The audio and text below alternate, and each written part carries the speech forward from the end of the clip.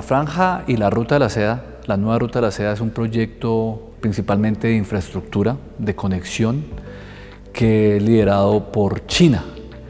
Esto inicia en el año 2013 con una propuesta de Xi Jinping para conectar el mundo, para establecer un vínculo comercial principalmente, pero habrá que tener presente que comercio está asociado directamente con política.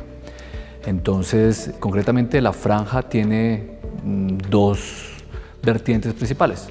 Una que es la recuperación, el rediseño de la antigua Ruta de la Seda que unía a Asia con África y Europa, y hay un nuevo sector que hace parte de la Franja, que es la nueva ruta marítima, que conectaría a través del Pacífico con América Latina y finalmente el Índico, y una conexión total, una conexión global, naturalmente con un predominio y una hegemonía china.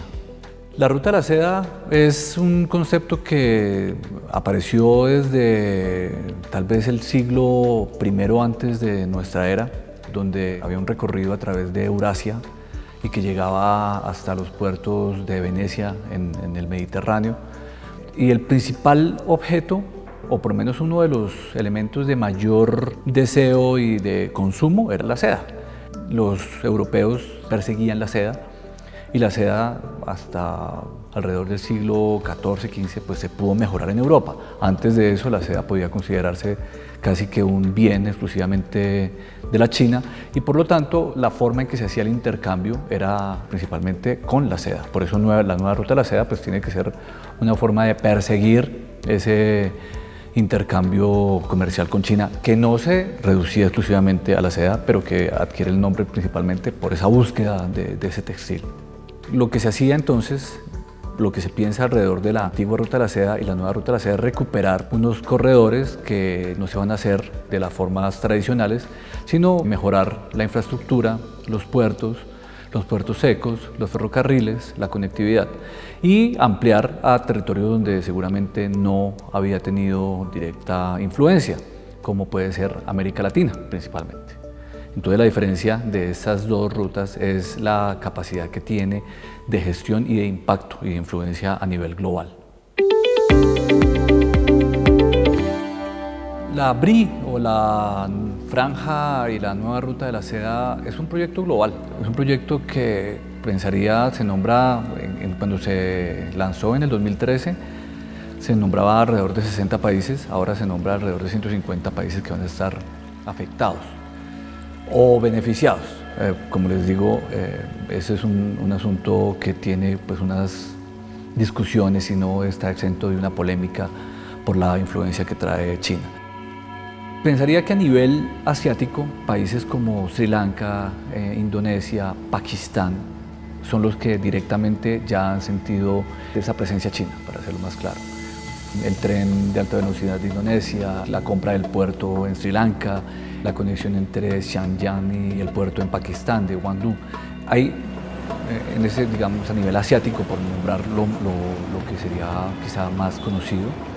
Por otra parte, América Latina también se ve muy, voy a decirlo, beneficiado con ese tipo de propuestas. Sobresale la ambiciosa intervención en infraestructura que se quiere hacer para pasar desde Brasil por Bolivia hasta Perú. También la influencia que ha tenido China en países como Argentina, Ecuador a nivel portuario, con Venezuela a nivel portuario. Recientemente, y eso es muy reciente, Colombia, pues en el caso que nos ocupa, ha sido uno de los países menos receptivos y generalmente más asociados a la influencia de Washington, y siempre de alguna forma viendo con recelo lo que puede pasar con Beijing. Hasta hace poco, y pues teniendo presente que se han hecho tantas obras y que los chinos están en Colombia, aportan a Colombia, tienen institutos, tienen apoyos culturales, económicos. Sabemos el asunto del metro, pues que no está dentro de la BRI, pero que hace parte, digamos, de ese desplazamiento de capital humano, técnico, científico a América Latina. Y ya hace unos meses que se fue haciendo más clara la forma en que Colombia crearía unos vínculos más fuertes con China, su segundo socio comercial después de Estados Unidos. De pronto, uno de los asuntos más polémicos de este proyecto, del proyecto más grande, digamos, el proyecto más ambicioso en términos históricos, tiene que ver con esa forma de desarrollo. Hay países que se están vinculando y que van a estar directamente beneficiados, si se quiere ver como un beneficio, o afectados si queremos ver que hay unos endeudamientos. Eso funciona de esa manera.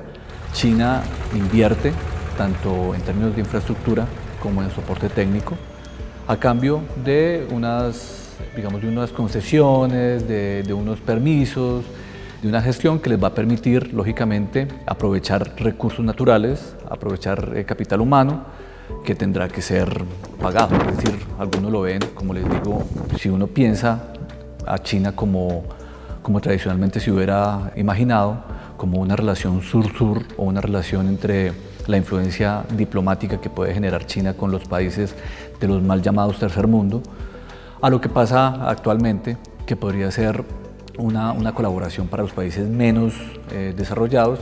Eso podría ser, digamos, positivo, les está ayudando a un desarrollo, a un mejoramiento en tecnología, en infraestructura, en ciencia, pero el precio es que van a quedar de alguna manera comprometidos con la influencia china en sus políticas internas.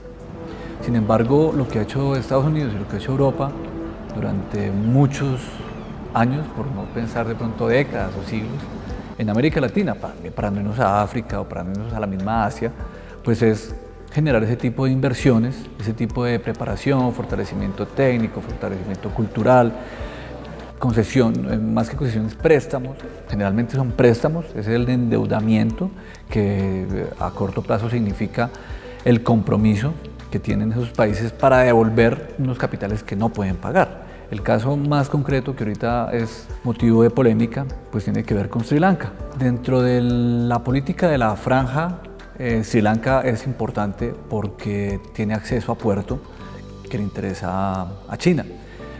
Se hizo una inversión descomunal, la cifra no la tengo presente.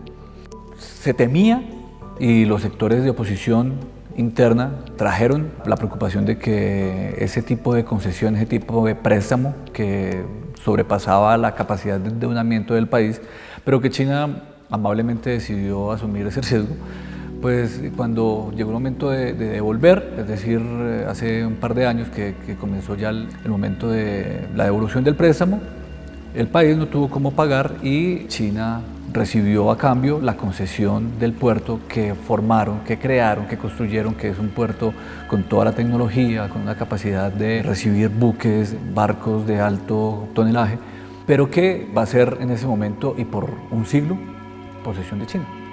Y eso va a seguir sucediendo.